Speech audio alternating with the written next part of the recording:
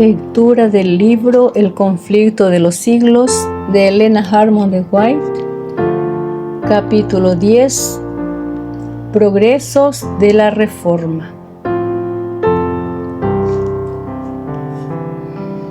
La misteriosa desaparición de Lutero despertó consternación en toda Alemania y por todas partes se preguntaba por su paradero. Circulaban los rumores más descabellados y muchos creían que había sido asesinado. Se oía un gran lamento, no solo entre sus partidarios declarados, sino también entre millares de personas que aún no se habían decidido abiertamente por la reforma. Muchos se comprometían por un juramento solemne a vengar su muerte. Los jefes católicos romanos vieron aterrorizados a qué grado había llegado la animosidad contra ellos. Aunque al principio estaban exultantes por la supuesta muerte de Lutero, pronto desearon huir de la ira de la gente.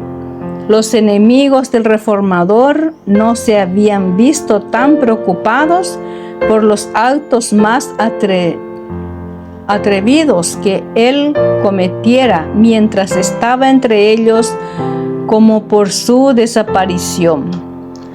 Los que en su ira habían procurado matar al arrojado reformador estaban dominados por el miedo ahora que él no era más que un cautivo indefenso.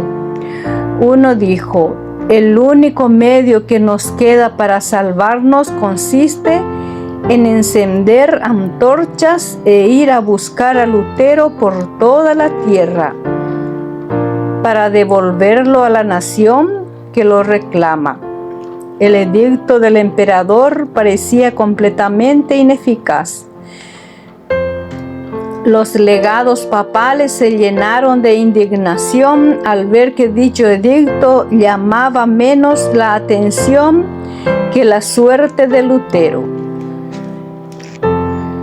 Las noticias de que estaba a salvo, aunque prisionero, calmaron los temores de la gente y hasta acrecentaron el entusiasmo en su favor. Sus escritos se leían con mayor avidez que nunca antes. Un número siempre creciente de adeptos se unía a la causa del hombre heroico, que en tales terribles disputas defendía la palabra de Dios. La reforma ganaba constantemente en fortaleza. La semilla que Lutero había sembrado brotaba en todas partes. Su ausencia realizó una obra que su presencia no lo había logrado. Otros obreros sintieron una nueva responsabilidad al serles quitado su jefe, y con nueva fe y ardor se adelantaron a hacer cuanto estaba en su poder para que la obra tan noblemente comenzada no fuese estorbada. Pero Satanás no estaba ocioso. Intentó lo que ya había intentado en todo otro movimiento de reforma: engañar y destruir al pueblo, introduciéndole una falsificación en lugar de la obra verdadera. Así como hubo falsos cristos en el primer siglo de la Iglesia cristiana, así también se levantaron falsos profetas en el siglo XV, en el siglo XVI.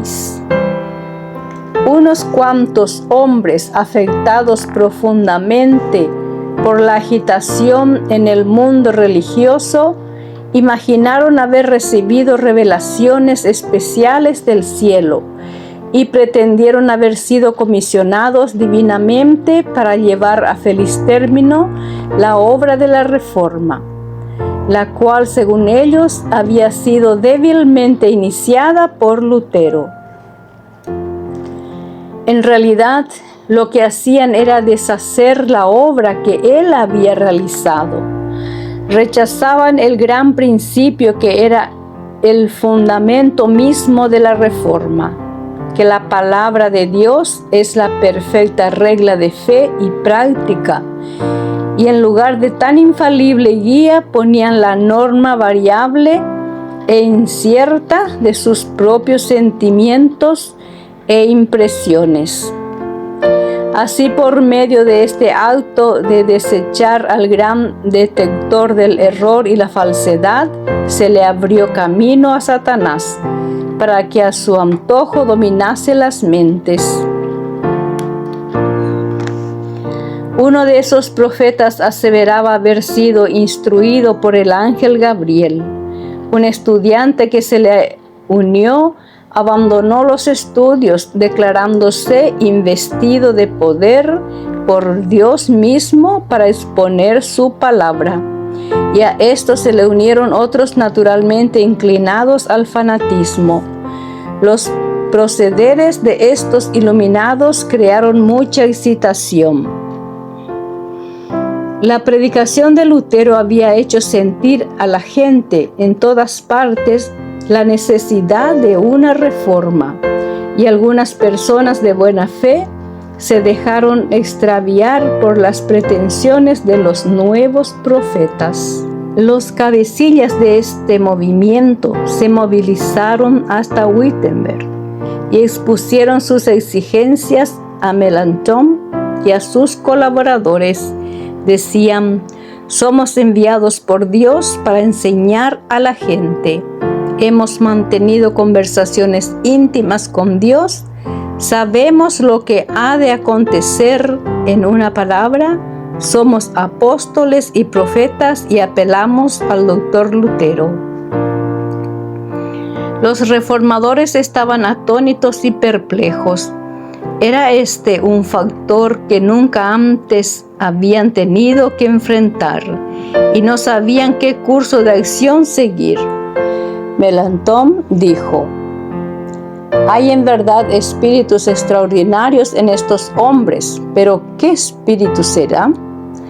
Por una parte debemos precavernos de contristar el Espíritu de Dios y por otra de ser seducidos por el espíritu de Satanás.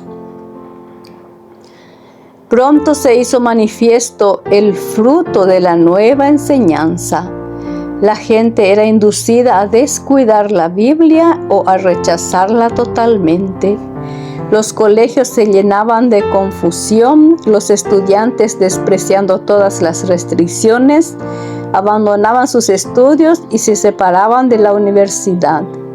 Los hombres que se tenían a sí mismos por competentes para reavivar y dirigir la obra de la reforma, solo la arrastraban al borde de la ruina. Los romanistas, recobrando la confianza, exclamaban exultantes: un último esfuerzo y todo será nuestro.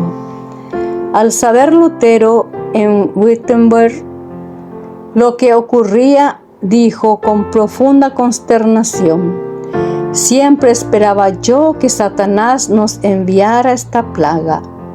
Se dio cuenta del verdadero carácter de estos fementidos profetas y vio el peligro que amenazaba a la causa de la verdad.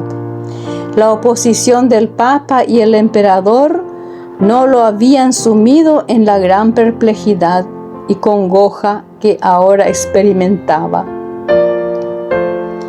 De entre los profesos amigos de la Reforma habían surgido sus peores enemigos. Las mismas verdades que le habían producido tan profundo regocijo y consuelo eran empleadas para despertar contiendas y crear confusión en la Iglesia. En la obra de la Reforma, Lutero había sido impulsado por el Espíritu de Dios y llevado más allá de sí mismo. No había tenido el propósito de tomar tales resoluciones ni de efectuar cambios tan radicales. Solo había sido el instrumento en la mano del poder infinito. Sin embargo, temblaba a menudo por el resultado de su obra. Una vez dijo: si yo supiera que mi doctrina dañó a un hombre, un simple hombre, así sea pobre y oscuro, lo cual no puede ser, pues ella es el mismo Evangelio. Hubiera preferido morir 10 veces antes que no retractarme. Y ahora, hasta el mismo Wittenberg, en el mismo centro de la Reforma, caía rápidamente bajo el poder del fanatismo y los desórdenes. Esa terrible condición no era el resultado de las enseñanzas de Lutero, pero por toda Alemania sus enemigos se la achacaban a él con amargura de alma. A veces se preguntaba a sí mismo: ¿podrá ser tal situación el fin de esta gran obra de la Reforma? Pero nuevamente, cuando hubo luchado con Dios en oración, la paz volvió a su alma, a su corazón, y decía: la obra no es mía, sino tuya, y no permitirás que se malogre por causa de la superstición o del fanatismo. El solo pensamiento de seguir apartado del conflicto en una crisis tal llegó a ser insoportable, de modo que decidió volver a Wittenberg. Sin más dilación, emprendió el peligroso viaje. Se hallaba proscrito en todo el imperio. Sus enemigos tenían libertad para quitarle la vida. A sus amigos les estaba prohibido protegerlo. El gobierno imperial había adoptado las más rigurosas medidas contra sus adherentes, pero él vio que peligraba la obra del Evangelio y en el nombre del Señor se adelantó sin miedo para combatir por la verdad.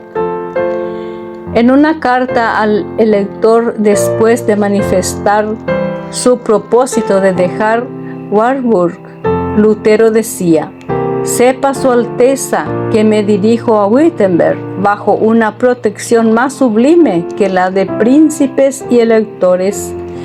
No he pensado solicitar la ayuda de su Alteza, y tan lejos estoy de impetrar vuestra protección, que yo mismo abrigo más bien la esperanza de protegerla a usted. Si supiese que su Alteza puede o quiere protegerme, de ningún modo iría a Wittenberg. No hay espada que pueda adelantar esta causa.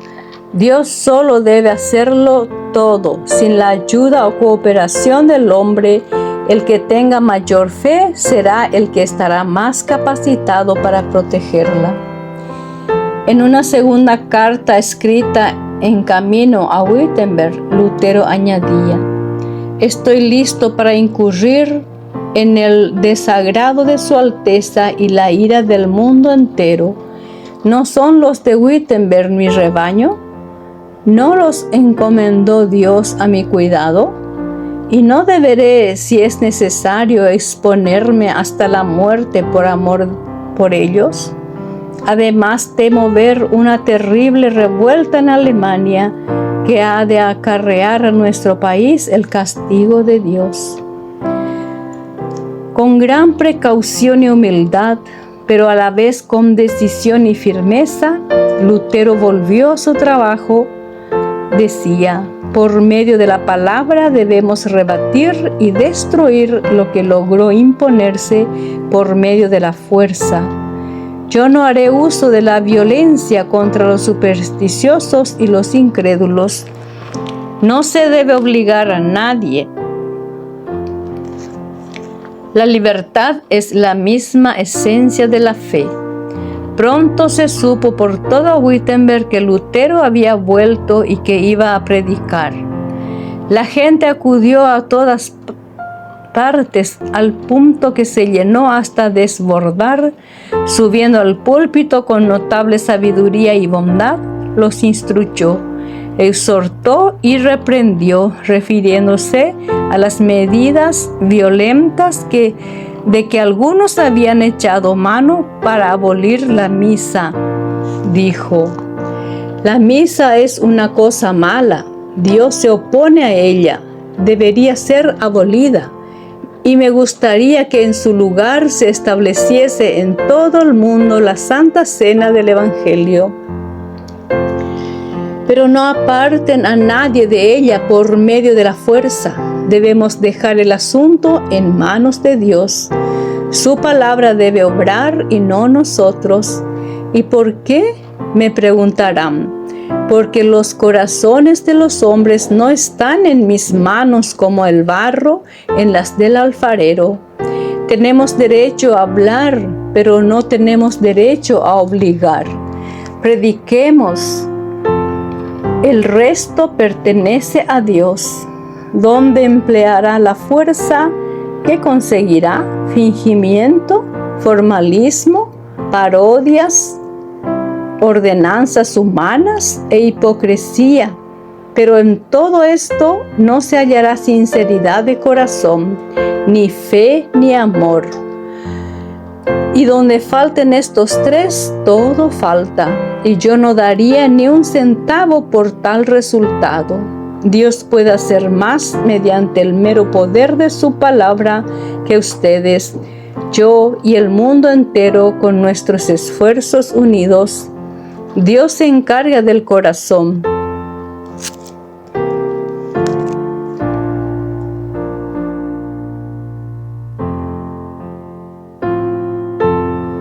Y una vez que el corazón está tomado, todo está ganado. Predicaré, discutiré y escribiré, pero a nadie obligaré, porque la fe es un acto voluntario. Vean lo que he hecho.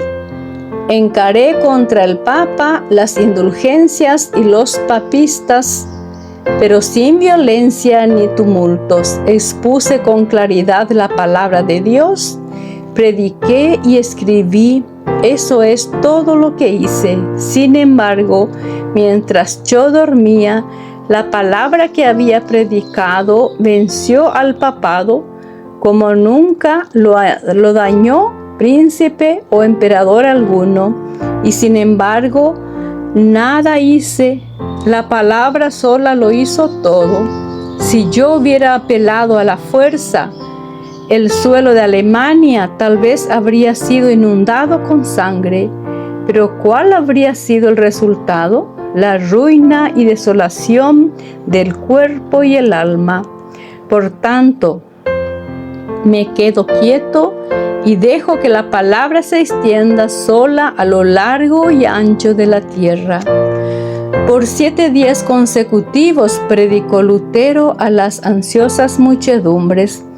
La palabra de Dios destrozó la temporada de excitación fanática. El poder del Evangelio hizo volver a la verdad a la gente que se había descarriado. Lutero no deseaba encontrarse con los fanáticos cuyo curso de acción había producido tan enorme mal. Los conocía por nombres de escaso juicio y pasiones desordenadas, y que pretendiendo ser iluminados directamente por el cielo, no admitirían la menor contradicción, ni aun un solo consejo o reproche cariñoso. Arrogándose la autoridad suprema, exigían que todos, sin un cuestionamiento, reconociesen sus demandas. Pero como solicitasen una entrevista con él, consintió en recibirlos y desenmascaró sus pretensiones con tanto éxito que los impostores se alejaron en el acto de Wittenberg.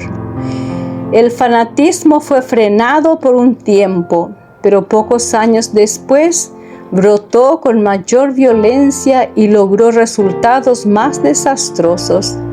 Respecto a los principales líderes de ese movimiento, Lutero dijo: para ellos las Santas Escrituras son letra muerta, y todos gritan: el Espíritu, el Espíritu.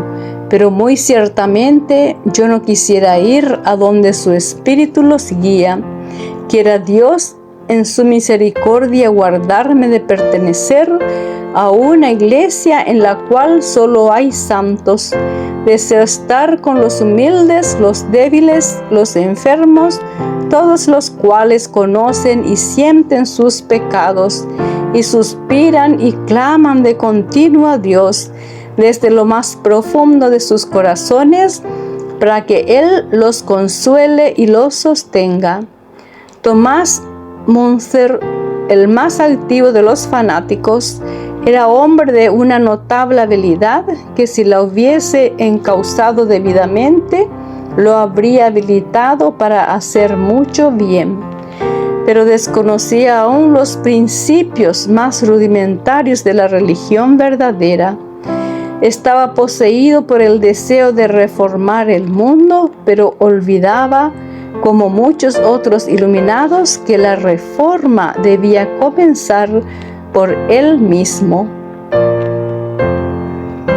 Ambicionaba ejercer cargos e influencia y no quería ocupar el segundo puesto, ni aun bajo el mismo Lutero. Declaraba que, al colocar la autoridad de la Escritura en sustitución la del Papa, los reformadores no hacían más que establecer una nueva forma de papado, y se declaraba divinamente comisionado para llevar a cabo la reforma verdadera. Müntzer decía: el que tiene este espíritu posee la fe verdadera, aunque jamás haya visto las Escrituras. Los maestros fanáticos se dejaban gobernar por sus impresiones y consideraban cada pensamiento y cada impulso como la voz de Dios. En consecuencia, se fueron a grandes extremos.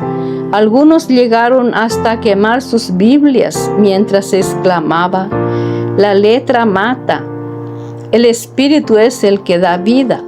Las enseñanzas de Müntzer apelaban al deseo de los hombres por lo maravilloso y al mismo tiempo gratificar su orgullo al colocar en realidad las ideas y las opiniones humanas por encima de la palabra de Dios.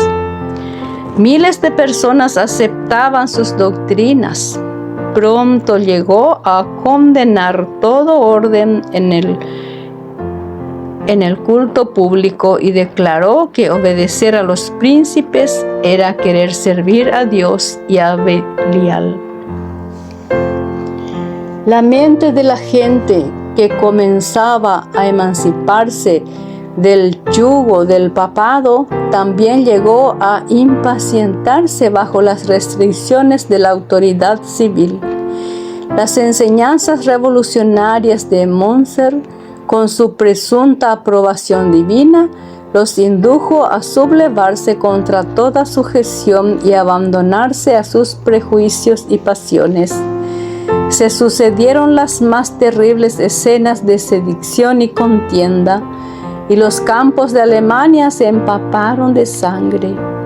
La agonía de alma que Lutero había experimentado tanto tiempo antes de Erfurt se apoderó de él nuevamente con redoblada fuerza al ver que los resultados del fanatismo se los adjudicaban a la reforma.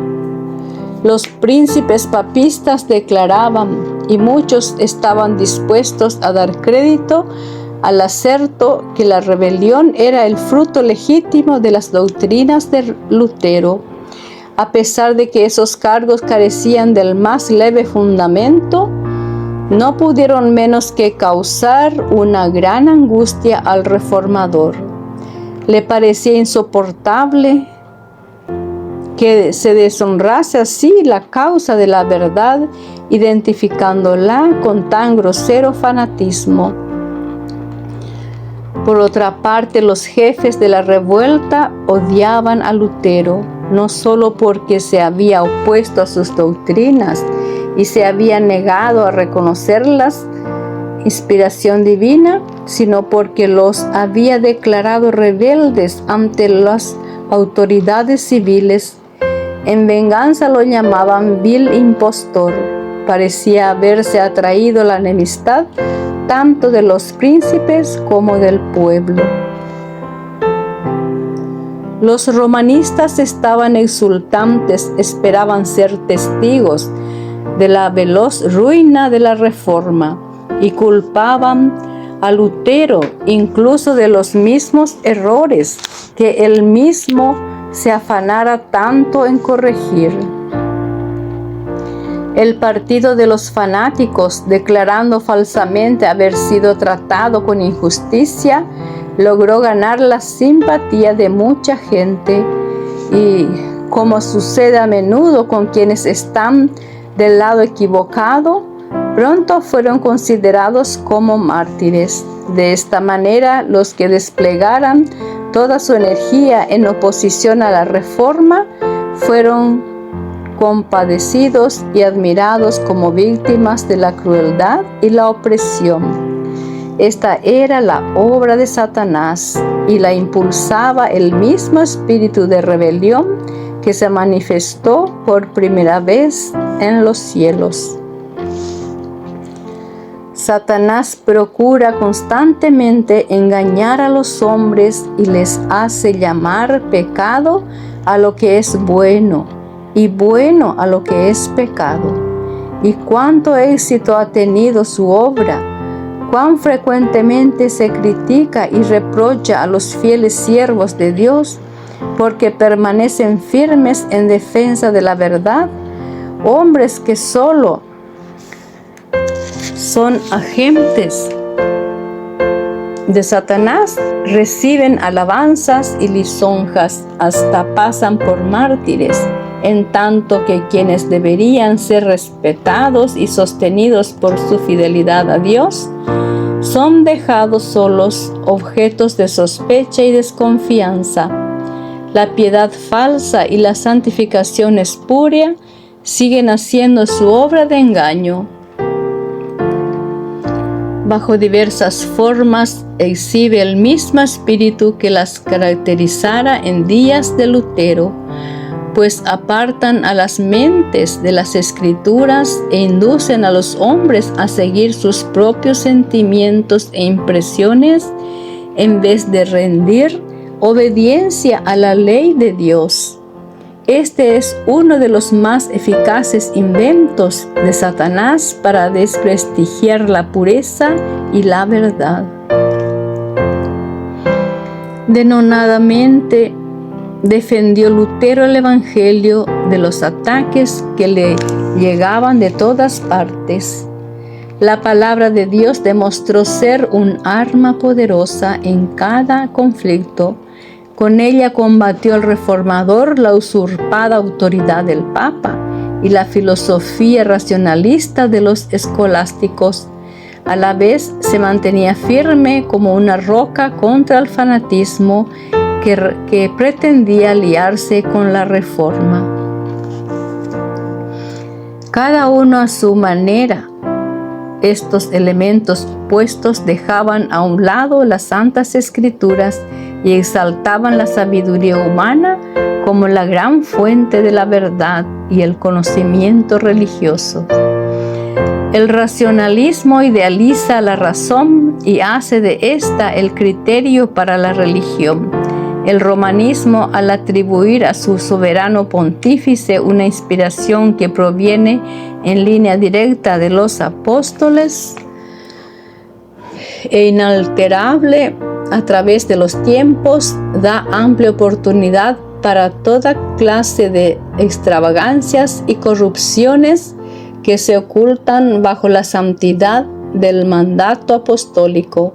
La pretendida inspiración de Münzer y sus colegas no procedía de una fuente superior, sino de los desvaríos de su imaginación, y su influencia subvertía toda autoridad humana o divina.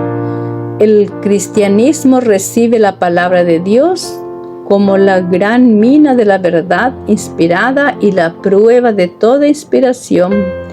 A su regreso de Wartburg, Lutero terminó su traducción del Nuevo Testamento y muy pronto el Evangelio fue ofrecido al pueblo de Alemania en su propia lengua. Esta versión fue recibida con gozo por todos los amantes de la verdad, pero fue vilmente rechazado por quienes preferían las tradiciones humanas y los mandamientos de los hombres. Se alarmaron los sacerdotes al pensar que el vulgo iba a poder discutir con ellos los preceptos de la palabra de Dios y que así quedaría expuesta su propia ignorancia. Las armas de su raciocinio carnal eran impotentes contra la espada del Espíritu. Roma puso en juego toda su autoridad para impedir la circulación de las Escrituras, pero los decretos, los anatemas y las torturas fueron en vano. Cuanto más se condenaba y prohibía la Biblia, mayor era la ansiedad de la gente por conocer lo que ella enseñaba realmente. Todos los que sabían leer estaban deseosos por estudiar la palabra de Dios por sí mismos. La llevaban consigo, la leían y releían y no se quedaban satisfechos antes de aprender de memoria grandes trozos de ella. Al ver la buena voluntad con que fue recibido el Nuevo Testamento, Lutero comenzó inmediatamente la traducción del Antiguo Testamento y la fue publicando por partes conforme las iba terminando. Los escritos de Lutero eran bienvenidos tanto en la ciudad como en la aldea. Lo que Lutero y sus amigos escribían, otros lo distribuían. Los monjes, convencidos del carácter ilegítimo de las obligaciones monacales, deseosos de cambiar su vida de indolencia por una de actividad, pero demasiado ignorantes para proclamar la palabra de Dios, cruzaban las provincias, visitaban las aldeas y cabañas solitarias y vendían los escritos de Lutero y sus colegas. Al poco tiempo, Alemania hormigueaba con estos intrépidos colportores. Esos escritos eran estudiados con profundo interés por ricos y pobres, por letrados e ignorantes. De noche, los maestros de las escuelas rurales los leían en alta voz a pequeños grupos que se reunían al calor del fuego. Cada esfuerzo que se hacía en este sentido convencía de la verdad a algunas almas y ellas, a su vez, habiendo recibido la palabra con alegría, comunicaban las buenas nuevas a otros. Así se cumplían las palabras de la inspiración. Al abrirse, tus palabras iluminan, dando inteligencia a los sencillos. El estudio de las Escrituras estaba produciendo un cambio notable en las mentes y los corazones de la gente. El dominio papal les había impuesto un yugo de hierro que los mantenía en la ignorancia y la degradación. Se había mantenido escrupulosamente una supersticiosa observancia de las formas, pero en todo su servicio el corazón y el intelecto solo tenían una pequeña parte. La predicación de Lutero, al exponer las claras verdades de la palabra de Dios, y la palabra misma, al ser puesta en manos de la gente común, despertaron sus facultades aletargadas y no solo purificaban y ennoblecían la naturaleza espiritual, sino que impartían nuevas fuerzas y vigor al intelecto.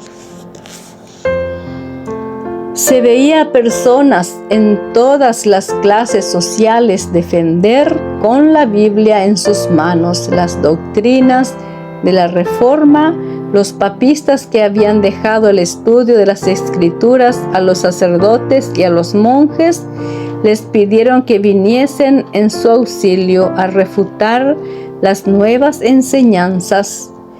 Empero, ignorantes de las Escrituras y del poder de Dios, monjes y sacerdotes por igual fueron completamente derrotados por aquellos a quienes habían llamado indoctos y herejes.